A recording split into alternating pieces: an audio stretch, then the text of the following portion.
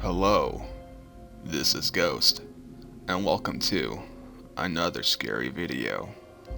This story was originally made by Falconist22 titled The Railroad Game. Grab a bowl of popcorn, relax, and without further ado, enjoy.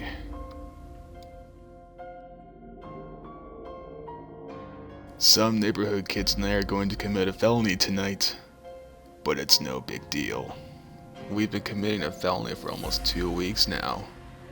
We've developed a new pastime, and this all began when Cody Winters told us about the RailRoad game. This is a type of shit that happens when you live in a quaint suburb filled with kids and teenagers that have nothing better to do. Let me explain.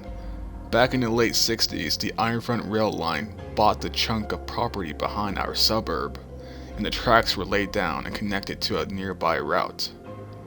The construction's completion drew the attention of all the neighborhood punks who were searching for something to tear up.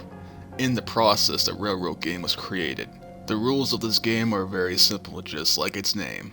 All of the players line up beside the track, and the object of the game is to jump over the tracks and reach the other side before the train plows through. The player to jump last is the winner.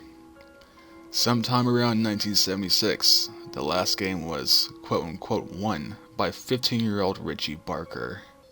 I say won because, well, Richie did in fact win the game. His feet touched the gravel on the other side, but within seconds, Richie's jacket was caught on one of the pistons, and he was sucked straight under. He was crushed to death by the endless railroad cars, and Cody claims that body parts were scattered a mile or so up the track. That seemed a bit ridiculous to me. However, after the unfortunate accident, police closed off the area.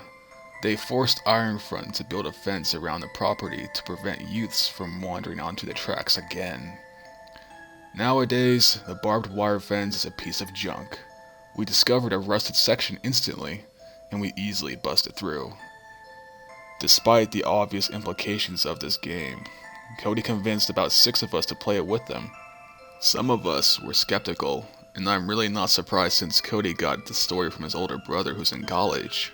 Cody's brother claimed that the railroad game used to be popular when he was a child, and it was just one of those trends that became a legacy in our neighborhood.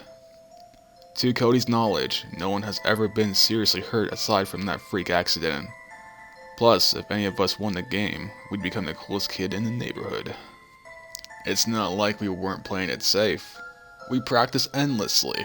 That's why we've been going down to the Ironfront every other night. We've wanted to practice before playing the game for real. On most nights, 2 trains would pass through, and if we were really lucky, there would be a third. The rules of the game were simple, but it's all mind over matter. You just have to ignore the train's whistle and the massive freighter racing towards you at 100 miles per hour. It's all about developing timing. When we just started, we jumped way too early, and we could count for several Mississippis before the train passed. Tonight, though, we're ready to play the game for real. Our first train was a practice round, and we were waiting for our second round. In the distance, we heard the distinctive chugging sound, followed by a high-pitched whistle. I lined up beside the track with the other boys and cocked my head to the side, seeing the headlight turn the corner. I clenched my fists and watched the dark locomotive bellow black smoke as it chugged closer and closer. One by one, the boys began jumping across the tracks. I wouldn't jump yet. I could wait a few moments longer. I wasn't about to chicken out after all the practice. I take my eyes off the train and glance to see who's left beside me, and we both jump.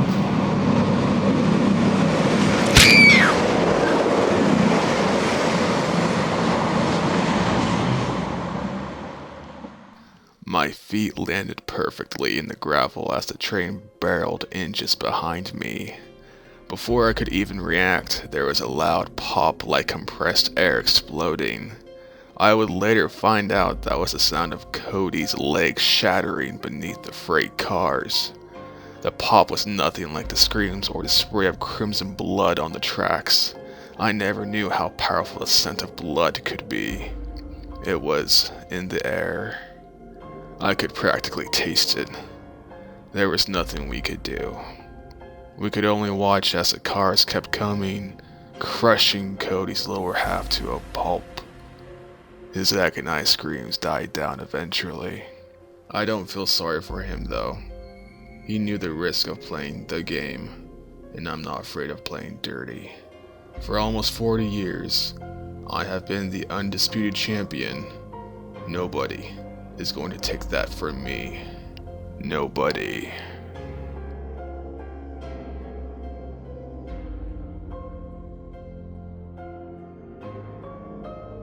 If you liked the video, please press the like and subscribe button. If you have any suggestions for future videos, leave a comment below. I read all of my comments. Thanks for watching, and have a safe night.